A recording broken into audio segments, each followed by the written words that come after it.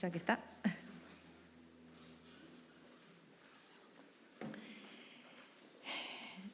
Bueno, hermanos, ¿cómo les ha ido este tiempo, esta semana?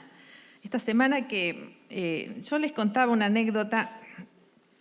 Yo siempre tuve problemas con el peso, no sé si se habrán dado cuenta. Entonces, una vez había ido a una farmacia que la balanza tardaba mucho en llegar el coso ese que da vuelta. Y yo me bajé antes. Y ahora me parece que con el dólar lo mismo hay que hacer. Hay que apagar el televisor antes que siga subiendo, porque escuchás un noticiero 1 hora y dentro de un rato lo volvés a escuchar y está más caro. Ha sido una semana brava, ¿no? Venimos de semana en semana difícil y realmente puestos a prueba, ¿no?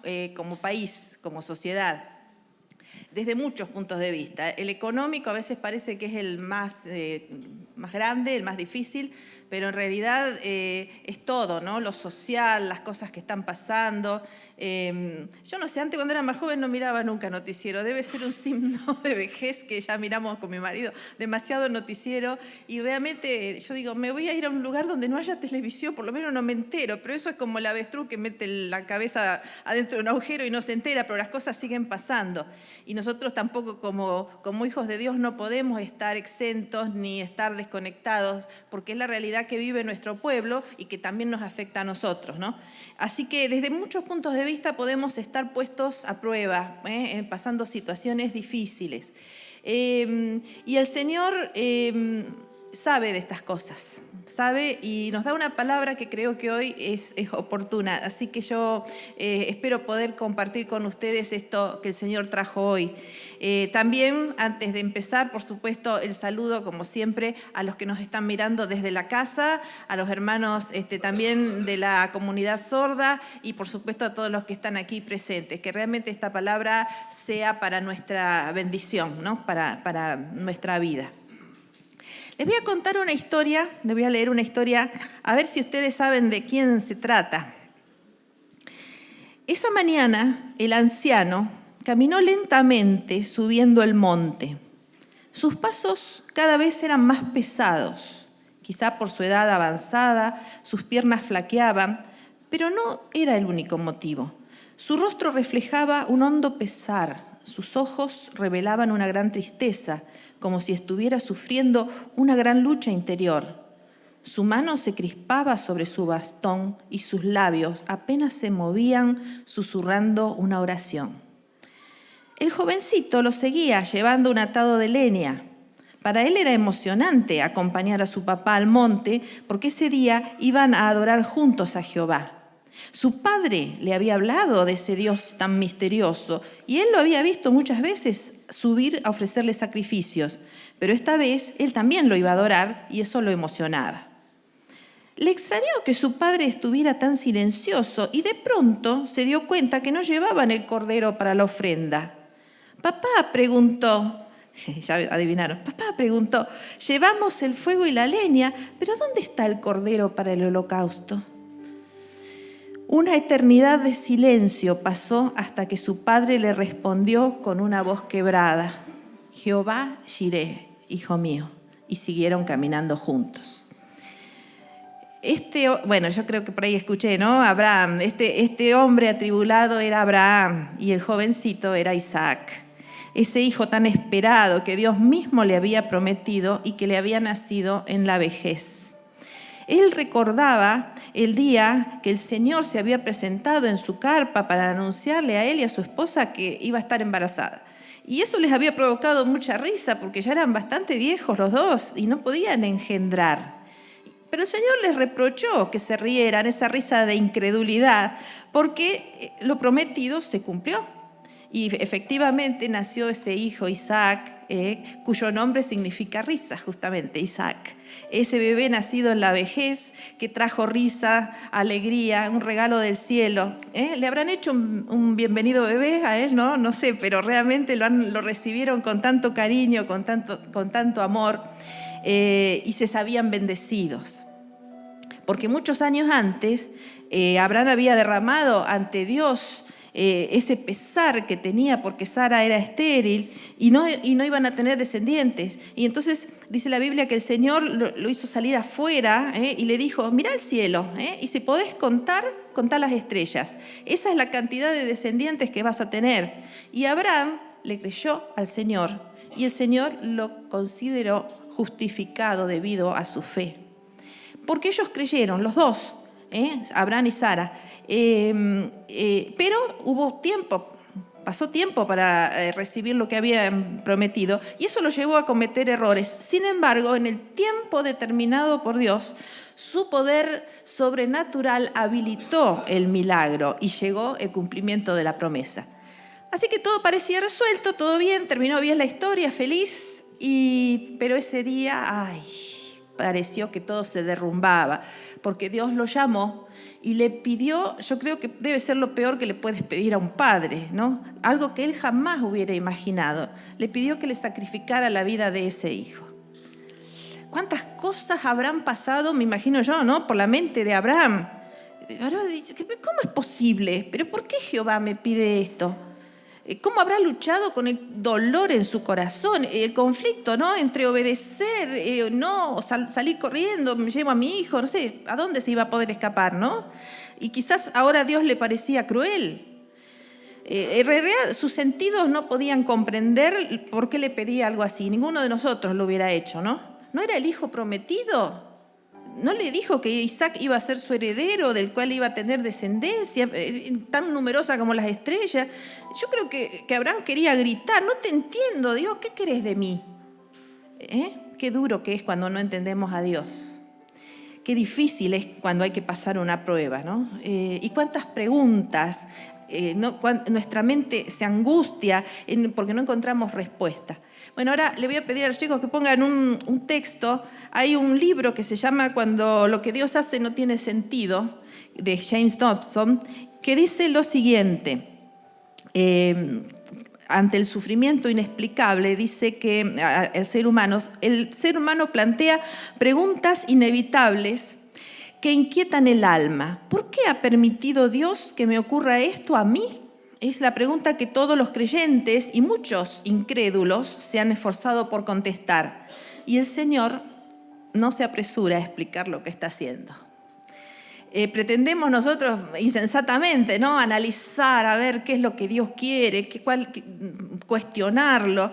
Pero dice la palabra de Dios en Romanos 11:3 que los juicios de Dios son insondables, sus caminos son inescrutables. Y también Pablo dice que ahora vemos indirectamente, como por espejo, pero que algún día vamos a conocer. Pero en este momento muchas veces tenemos preguntas que no sabemos, ¿no? Por qué suceden las cosas. Había una señorita, porque no se casó nunca, Corrie ten Boom, no sé si la han escuchado nombrar. Ella era, ahí me pueden poner la figura, por favor, una mujer cristiana, una mujer grande ya, soltera, con una hermana y su papá anciano, que vivían en Holanda en la época de la Segunda Guerra Mundial. Ellos eran cristianos, pero como tenían un lugar ahí en su casa, hay un libro que se llama El Refugio Secreto, que ahí explica todo, ¿no? Cómo era esa casa así con muchos lugares que ellos pudieron esconder ahí a un grupo de judíos para que no los llevaran al campo de concentración.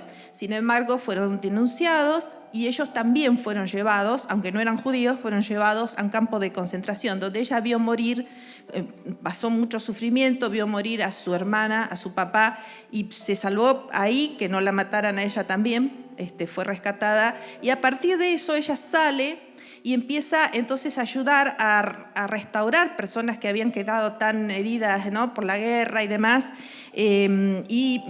bueno, predicó en muchos países, escribió libros, y en uno de ellos ella cita un poema, ¿no? De un autor que había de una fe sólida en medio de este mundo, ¿no? Tan incierto. Y presenta el poema diciendo esta frase que a mí me abrió la cabeza, ¿no? La fe es como un radar que puede penetrar la niebla.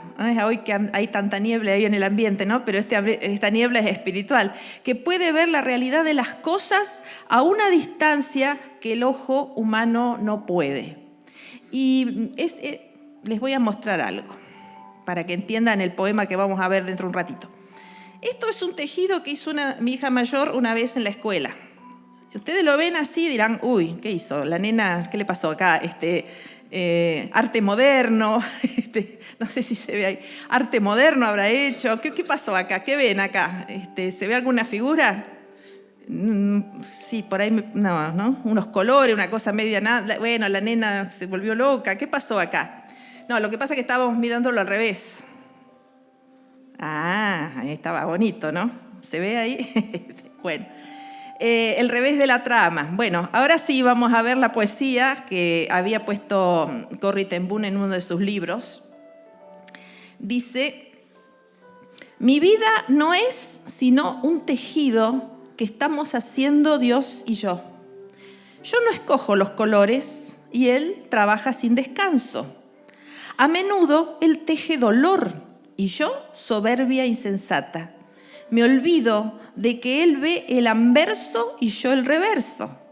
No va a ser sino hasta que el telar esté en silencio que Dios desenrollará la tela y explicará los porqués. Los hilos oscuros son tan necesarios en la talentosa mano del tejedor como los hilos de oro y plata en el patrón que Él ha diseñado. Me encanta esta poesía y me encanta esta figura, ¿no? De la vida como un tejido, como una trama, de lo cual nosotros solo vemos el revés. Y entonces nos parece bastante enredado, pero Dios ve la obra completa, ¿no? La obra terminada de cada uno de nosotros. Ahora, Abraham en ese momento que estábamos diciendo recién, estaba viendo el revés de la trama, ¿no? Y cualquiera de nosotros en su lugar hubiera pasado lo mismo, hubiéramos estado devastados. ¿Por qué él habrá pensado, si Dios no pide sacrificios humanos como hacen los otros ídolos, ¿por qué me está pidiendo esto a mí? ¿No? ¿Qué me está pidiendo Dios acá? Es que Dios puso a prueba a Abraham. Si después quieren, lo pueden leer completo el capítulo 22 de Génesis, ahí está toda la historia, pero vamos a tomar algunos versículos. Dice, después de esto, sucedió que Dios puso a prueba a Abraham y lo llamó Abraham y él respondió, aquí estoy. Contento, ¿no? Habrá ido, qué lindo, me llama Dios. Bueno, pero acá le dice Dios, toma ahora tu Isaac, tu único hijo, al que tanto amas, y vete a la tierra de Moría, allí me lo ofrecerás en holocausto sobre uno de los montes que yo te diré. Wow, ¿no? Terrible. Ahora, hay varias pistas acá, varias claves que nos da este pasaje. Una de las claves está en este primer versículo que dice, Dios puso a prueba a Abraham. Y fíjense un detalle, ¿no? Que a pesar del dolor, las preguntas que seguramente ha tenido, al día siguiente fue y obedeció, sin vacilaciones, ¿no? Emprendió la marcha que debe haber sido la más triste de su vida. Eso es ser diligente. Es un ejemplo impresionante de fe y de obediencia que hasta hoy podríamos considerarlo cruel, irracional, pero no olvidemos que estamos en un contexto más o menos unos 2000 años antes de Cristo, o sea que mucho tiempo pasó en una cultura completamente distinta donde era común que se hicieran este tipo de cosas, de sacrificios, ¿no? Porque si no diríamos, bueno, no le debe haber parecido algo tan extraño a Abraham, aunque no era ese el propósito de Dios, ¿no? No tenían ellos la revelación que nosotros tenemos hoy. Pero este hombre estaba pasando por un examen durísimo, ¿no? Y uno puede preguntarse, ¿Dios no sabía cómo era Abraham? ¿Necesitaba tomarle semejante prueba? Seguramente que no, pero yo creo que el que necesitaba la prueba era Abraham.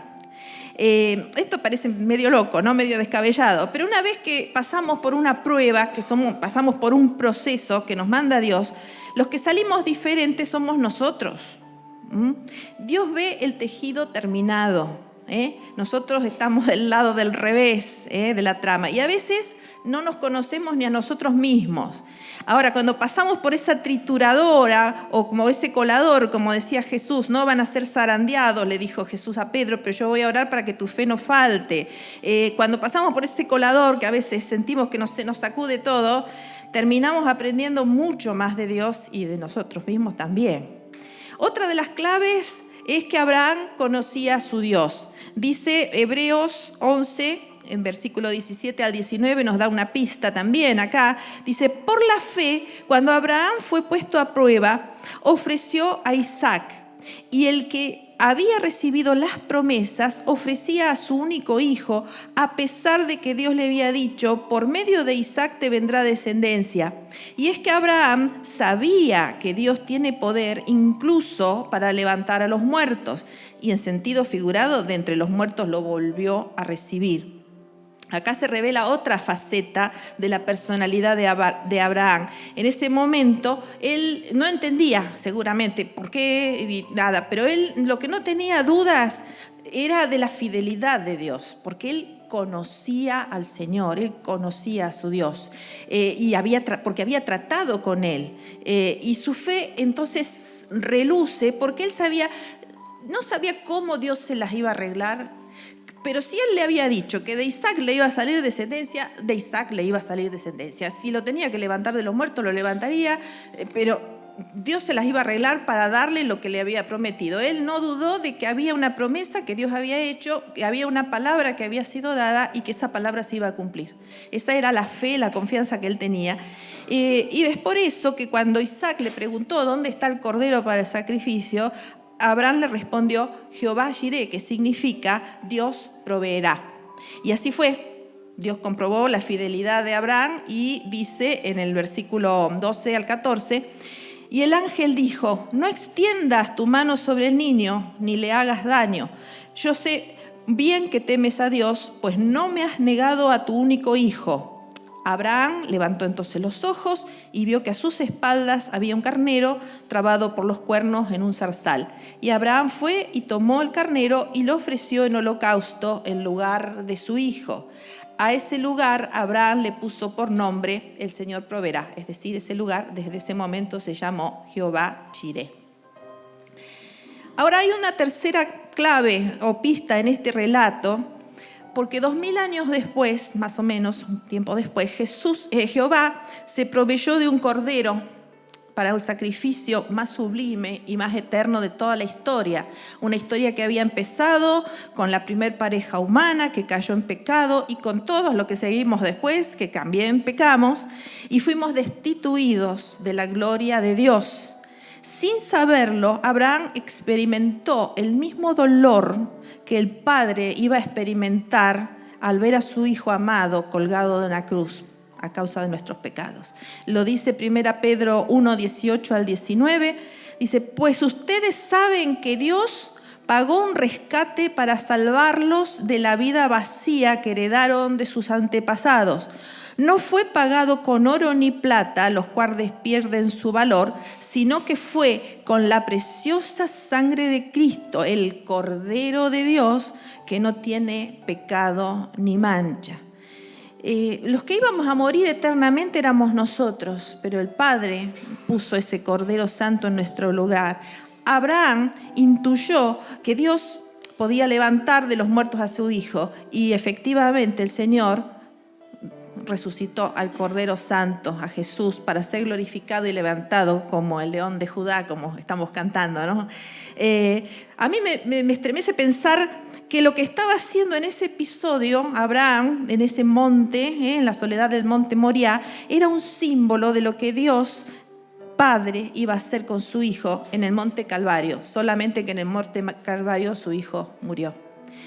Entonces el tejido empieza a verse más claramente ahora, ¿no? La trama divina se descubre y nos revela el propósito eterno de Dios, que va mucho más allá del alcance de nuestros actos. Nosotros no sabemos la proyección externa de lo que hacemos. No sabemos como iglesia tampoco a dónde va a llegar todo lo que nosotros estamos haciendo hoy.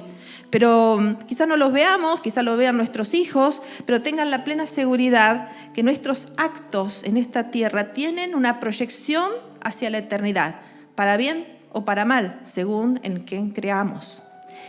Dice, para terminar entonces, cómo terminó esta historia de Abraham y Isaac, en el versículo 15, por segunda vez el ángel del Señor llamó a Abraham desde el cielo y le dijo, yo el Señor he jurado por mí mismo que por esto que has hecho de no negarme a tu único hijo, ciertamente te bendeciré. Multiplicaré tu descendencia como las estrellas del cielo y como la arena que hay a la orilla del mar. Tu descendencia conquistará las ciudades de sus enemigos. En tu simiente serán bendecidas todas las naciones de la tierra por cuanto atendiste mi voz. Uy, qué distinto, ¿no? ¿Cómo habrá bajado? Habrá saltado Abraham ahí cuando bajaba del monte, ¿no? Cuando ese hijo le fue restituido. Como decía la poesía recién, Dios desenrolló la tela y reveló los porqué. Ahora vemos el propósito, lo que Abraham había pensado que era duelo, que era muerte, que era dolor. En realidad el propósito de Dios era una bendición, era multiplicación y era conquista. Y esto nos lleva a pensar entonces qué nos deja esta historia a nosotros. En primer lugar, yo creo que después de esto no nos puede quedar ninguna duda que Dios nos prueba, Dios nos toma prueba. Ya el pastor había hablado este año sobre eso, ¿no? Dice 1 Pedro 1:7, cuando la fe de ustedes sea puesta a prueba, como el oro, habrá de manifestarse en alabanza, gloria y honra el día que Jesucristo se revele. El oro es perecedero y sin embargo se prueba en el fuego, y la fe de ustedes es mucho más preciosa que el oro. Sabemos, ¿no?, que después de que ponen el mineral ahí el metal en el crisol, desaparecen todas las impurezas. Y muchas veces Dios nos tiene que probar a nosotros para que nos purifiquemos. Y realmente quemarse duele, ¿no? Quemar en el altar, ¿no?, como cantamos, se queman los amores, las cosas que tenemos que son vanidad. Ahora, cada uno pasa pruebas que son distintas, diferentes, con distinta intensidad, y nadie es probado más de lo que puede resistir, dice la palabra. Hay adversidades, cosas que no nos salen, situaciones difíciles, muchas veces no las entendemos, nos da miedo, cosas inesperadas, y nos lleva a preguntarnos, como decíamos recién, ¿por qué permitió Dios que esto me pase a mí? Ahora, tengamos en cuenta que jamás el propósito de Dios va a ser destruirnos. Eso es lo que hace el diablo. No es lo mismo una prueba que nos manda Dios que un ataque de las tinieblas. No es lo mismo. Dios no nos va a maldecir, Él quiere bendecirnos. El que nos quiere maldecir, matar, robar, destruir porque nos odia es Satanás, no el Señor. Es absolutamente opuesto a lo que hace Dios, que Él es el que transforma maldición en bendición. Y si nos prueba es porque nos considera más preciosos que el oro. Es como cuando un entrenador somete al deportista a una actividad intensa. Bueno, yo no sé lo que es eso porque yo de deportista no tengo nada, pero ya el solo hecho de cuando uno quiere ir a un gimnasio y la maestra o el profesor te está obligando a hacer algo, sufrís. Pero después, cuando ves el resultado, que bajaste unos kilitos, que estás mejor, te sentís mejor, no te duelen tanto las articulaciones, decís, bueno, valió la pena. O si el deportista gana su medalla, bueno, valió la pena todo su esfuerzo. O los estudiantes, cuando estás preparando una materia que cuesta y demás, pero después aprobaste, te recibiste, vas a decir, bueno, todo ese esfuerzo valió la pena. Bueno, a nosotros nos gusta, porque nos gusta la comodidad. Somos vagos, naturalmente tendemos a la comodidad. Pero cuando obtenemos un resultado, bueno, ahí nos gusta, ¿no? Ahora, ¿cómo nos prueba Dios? Bueno, hay varias maneras. Dios prueba nuestra fe a través de las dificultades, ¿no? Como veíamos recién. Abraham tenía un problema que no lo podía solucionar de ninguna manera porque su esposa era estéril, no podía tener hijos, ¿no? Eso era imposible para ellos, ¿no?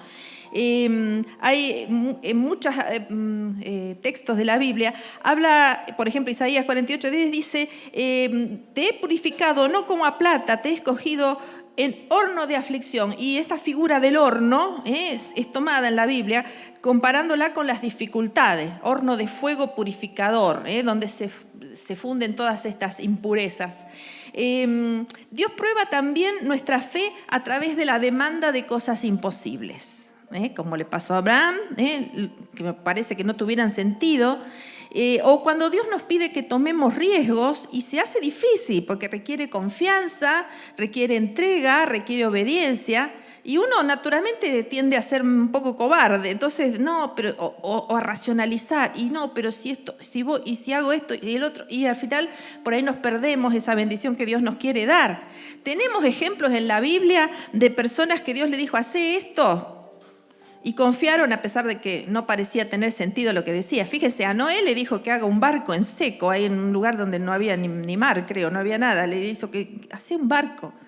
Gedeón tenía que enfrentar un ejército, no sé, creo que eran 10.000 enemigos, no me acuerdo, pero Dios le dijo, no, 300 personas.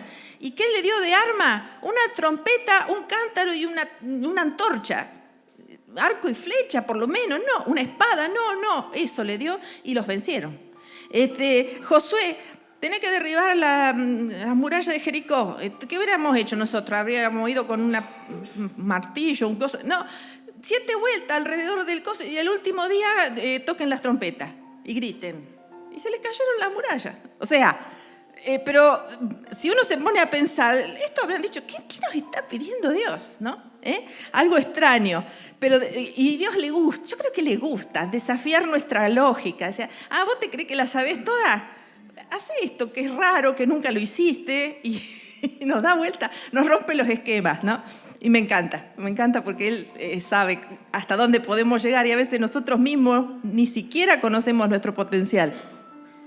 Es probable que Él no nos pida hoy que fabriquemos un arca, pero en esta sociedad donde una discusión por un choque en el tránsito te pueden llegar a golpear, matarte, donde el insulto está a flor de labios, donde el maltrato y la falta de respeto son cosas de todos los días, ¿qué nos dice Dios? Poné la otra mejilla, no devuelvas mal por mal, amá a tus enemigos, o otra cosa, te envía a lugares a gente que no, o situaciones que no entendés. ¿Es posible vivir como Dios vivió? Porque Él dice que podemos vivir como Jesús vivió. Él dijo que podemos hacer cosas mayores, pero ¿lo creemos realmente? ¿Se puede hacer? ¿Podemos cumplir con esas demandas que hace el Señor? Yo a veces no me creo ni en yo misma. Yo creo que Dios cree más en nosotros que nosotros en nosotros mismos, ¿no? Porque Él sabe de qué madera somos y quiere que mejoremos, ¿no? Que seamos cada vez mejores, pero nos cuesta, Dios prueba nuestra fe también a través de la espera. Ay, qué feo que es cuando la oración no tiene respuesta, todavía por lo menos, ¿no? Cuando la esperás, pasa el tiempo, estás pidiendo algo que sabés que está en la voluntad de Dios, pero no viene y nos morimos de impaciencia.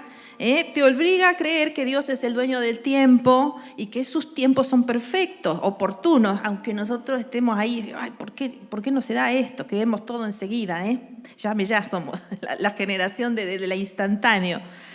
Es tiempo para ser procesado ese, y posiblemente en esos tiempos de espera sea cuanto más llegamos a conocer al Señor. Miren, Abraham y Sara tuvieron que esperar 25 años. Encima de que eran viejos, tuvieron que esperar 25 años para poder llegar a tener ese hijo. José pasó 13 años en la cárcel hasta que pudo llegar luego a estar en el gobierno de Egipto. David, que había sido ungido para ser rey, tuvo que esperar 7 años huyendo de Saúl, que casi lo estuvo por matarlo varias veces, antes de ser rey. Y él clamaba en uno de sus salmos, por ejemplo en el 42, decía, fueron mis lágrimas, mi pan de día y de noche, mientras me dicen todos los días, ¿dónde está tu Dios? ¿No? Le hacían burla encima, bullying. ¿Dónde está tu Dios? Y él dice, ¿pero cómo? Dios me ungió y yo voy a ser el rey, pero tengo que estar escapando, escondiéndome en cuevas. O sea, cosas que vos decís, ¿pero cómo?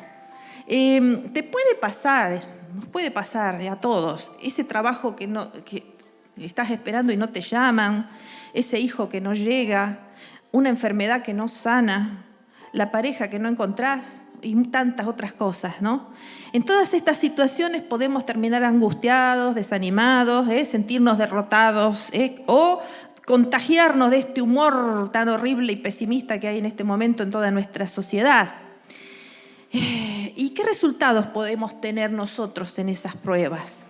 Si Abraham no hubiera obedecido y no hubiera pasado por la prueba, ¿qué hubiera pasado? ¿Qué hubiera sido de él? Quizás hoy ni sabríamos que existió, quizás Dios hubiera llamado a otro, pero nunca lo hubiéramos llamado a él el padre de la fe, y él se hubiera perdido la bendición que Dios tenía destinada para él. ten en cuenta que una fe como la de Abraham no es la práctica de un ritual y no es creer en la fe por la fe misma. La fe es una herramienta, porque mucha gente dice, bueno, yo tengo fe, pero bueno, sí, ¿en fe en qué tenés? ¿En el santito? ¿En la curandera? ¿En qué tenés fe? ¿En que me voy a ganar la lotería, me voy a hacer rico, me voy a ir, la quiniela, el quini, no sé cuánto? No. Bueno, la gente cree cosas que sí tienen fe. Van rezando hasta no sé dónde, de rodillas.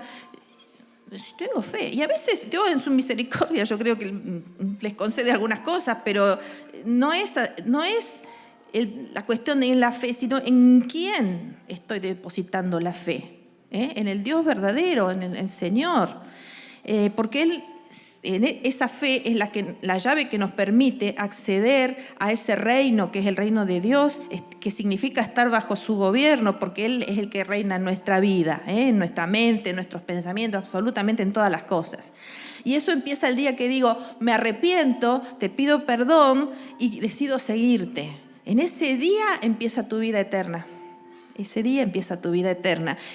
Porque nacés como hijos de Dios y entablás con Él una relación, no una religión, una relación de padres a hijos a través del Espíritu Santo. Ahora, podemos fracasar también. Por ejemplo, la pandemia fue una perfecta excusa, por lo menos para unos cuantos, como yo, por ejemplo, para achancharnos. No nos dejaban salir, la cuarentena, yo me atornillé al sillón y no me levanté más. ¿Y ahora qué pasa? Me lamento porque engordé, no me puedo mover, quiero salir y me duele todo. O sea, y hay muchos que le ha pasado lo mismo. Y no me miren así porque debe haber unos cuantos acá. Bien, pero peor aún es el achanchamiento, disculpen el término, ¿no? Espiritual o el aplastamiento espiritual.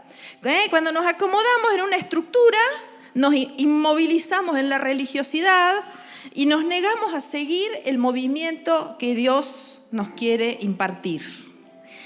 Entonces, ¿qué va a pasar?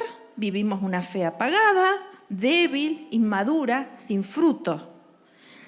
Y la verdad que nos cuesta salir de ahí. No es que, ay, bueno, esta habla porque salió. No, a todos nos cuesta salir, ¿no? Dios es impredecible. Dice que el Espíritu Santo es como un viento, ¿no? Que no sabemos de dónde viene, de dónde va. Y muchas veces nos despista, nos deja, Señor, a ver, ¿a dónde vamos?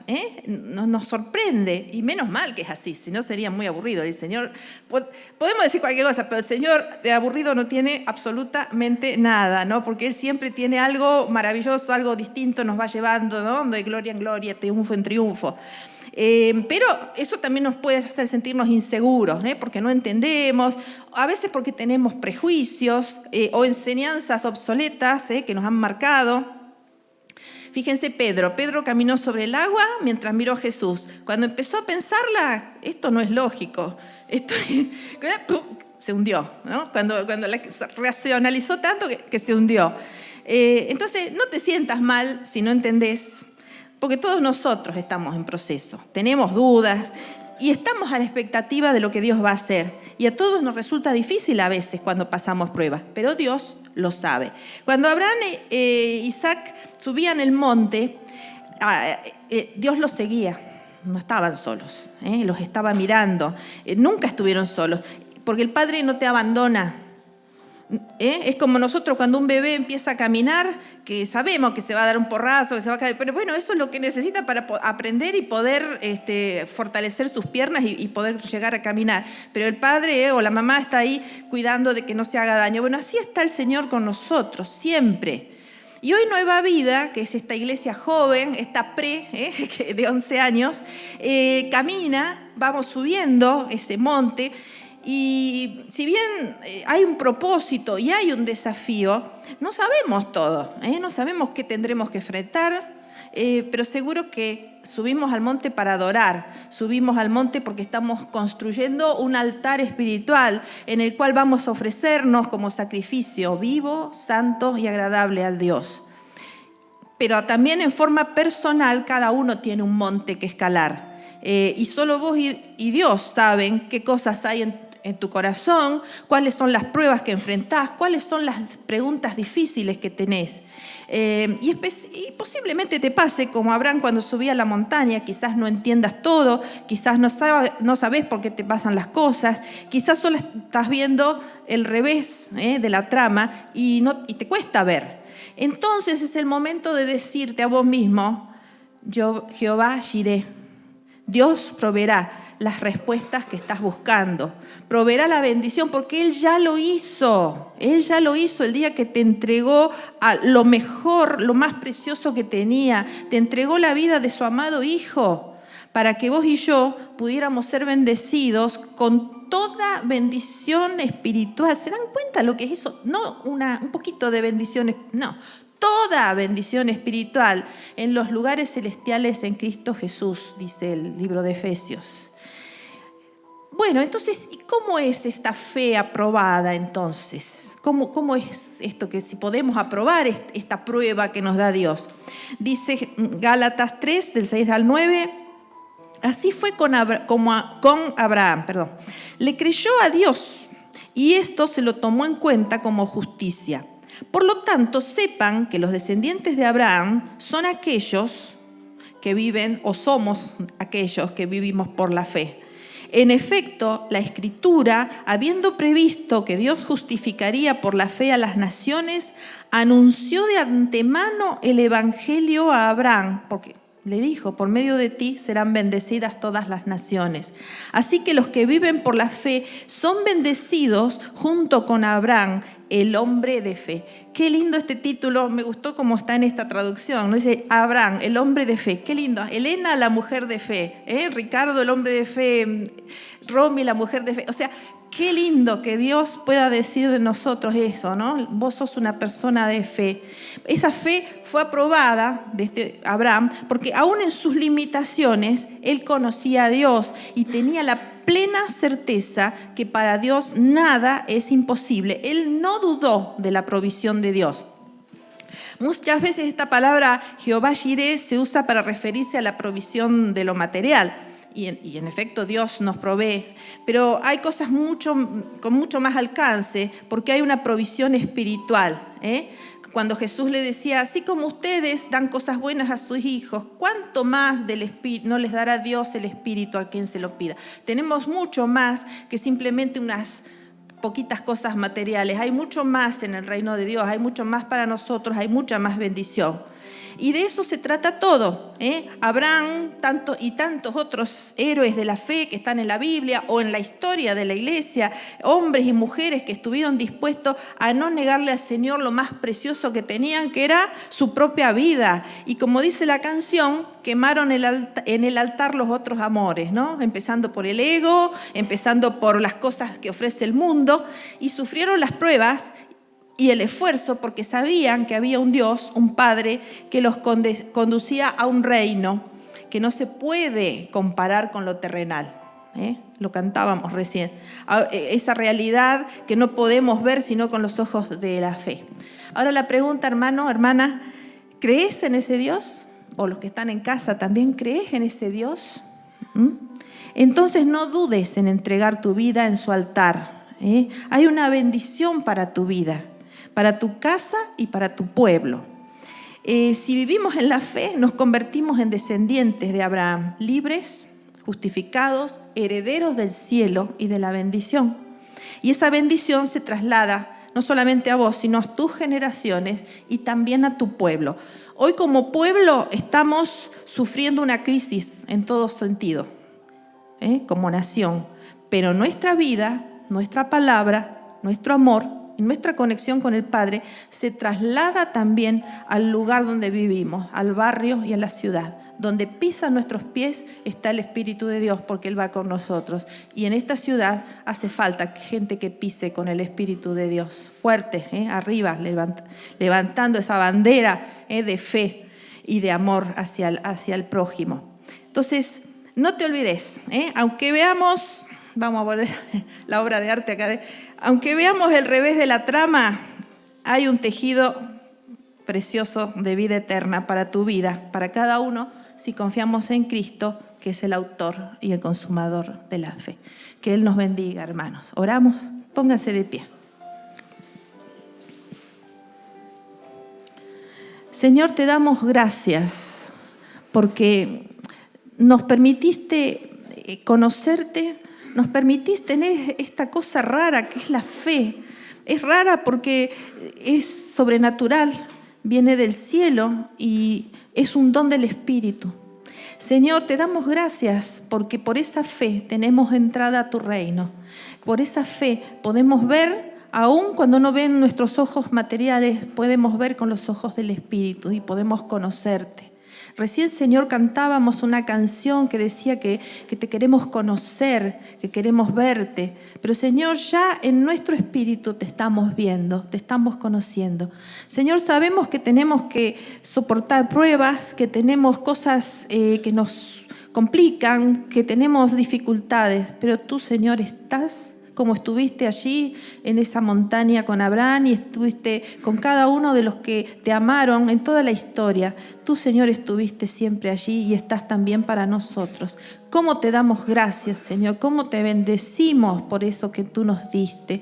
Gracias, Señor. Bendecimos, Señor, a cada uno de los hermanos que está presente, cada uno de los que nos está mirando, Señor, para que si alguno tiene dudas, si alguno tiene dificultades, puedas confiar en ese Dios que provee, ese Dios que ve, que pueda ver que hay algo más, Señor, que no nos quedemos con las cosas que tenemos delante de los ojos, sino que podamos proyectarnos, porque sabemos que tú eres un Dios que vence lo imposible, un Dios de milagros, un Dios de vida. Y te agradecemos, Señor, porque nosotros podemos tener acceso a esa vida gracias a Jesús. Gracias, Señor. Bendice a cada uno de nosotros, bendice nuestra familia y bendice a nuestro pueblo, Señor. Bendice a nuestra nación para que más allá de las cosas que están pasando, tú palabra siga siendo predicada y muchas personas puedan conocer a este Dios maravilloso, a este Jesús precioso, en quien por su nombre pedimos todas estas cosas. En el nombre de Jesús. Amén. Amén.